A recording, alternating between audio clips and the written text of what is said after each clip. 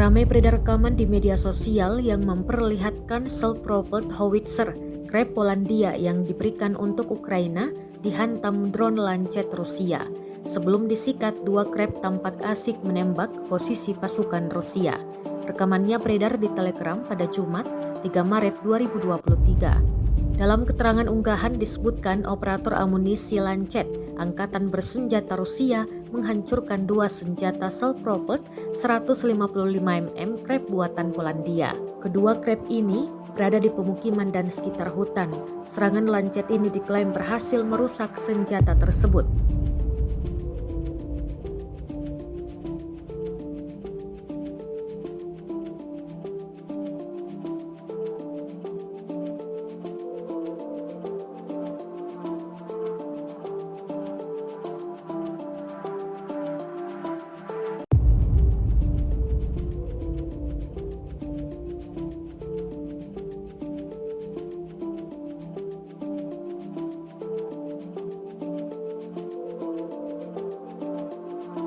Secara total sejak awal operasi militer khusus, Rusia mengklaim telah melibas 394 pesawat Ukraina, termasuk 212 helikopternya, 3.313 kendaraan udara tak berawak, 407 sistem rudal anti pesawat, 8.129 tank, dan kendaraan tempur lapis baja Ukraina lainnya.